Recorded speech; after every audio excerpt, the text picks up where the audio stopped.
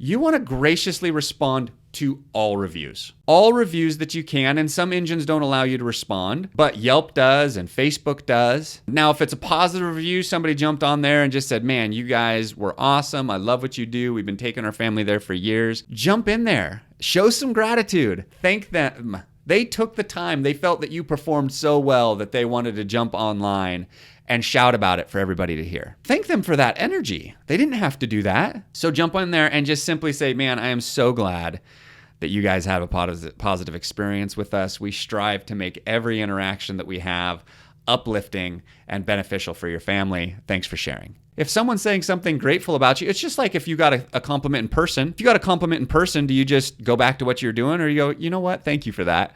I appreciate those kind words. That's humbling. Thanks. Do the same thing online. Now, when you get a negative review online, you also must respond. But, and this is a big but, because this is, especially when it's unfair, this isn't the easiest way to respond.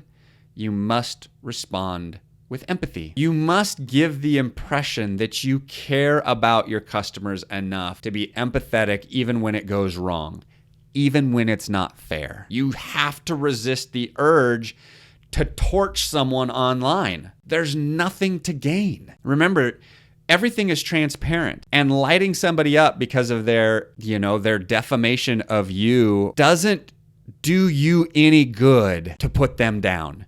It doesn't elevate you. It doesn't make your brand look more reputable. It just makes you look desperate and reactionary, which is just not the light that you want others to see you in. People are smart.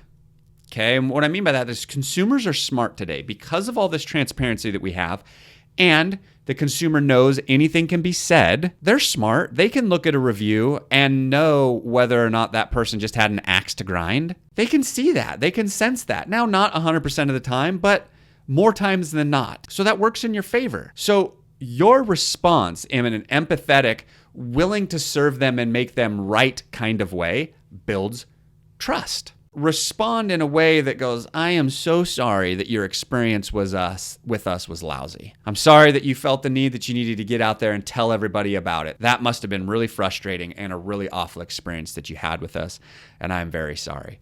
Please, here's my contact info. If I can do anything to make this right for you, please let me know. And show that level of willingness to do right by those that feel they have been wronged. That goes a long way in the browsing public, right? In the consumer that's doing their research. That goes a long way in their eyes of going, what kind of brand is this? Do they understand that, listen, sometimes they're going to mess up and they have an intention to make it right? Or is negative out there just being ignored? If it's just being ignored, by default, there's a little bit more trust put into that. Because if you're not going to defend yourself, and defense is the wrong word, but if you're not going to respond and engage the dialogue of this negativity, then you must be guilty. That's kind of the perception. And so you need to get in there and have the conversation, engage, and do it with grace and with empathy and with gratitude, and that will go a long way to controlling the narrative that people see online.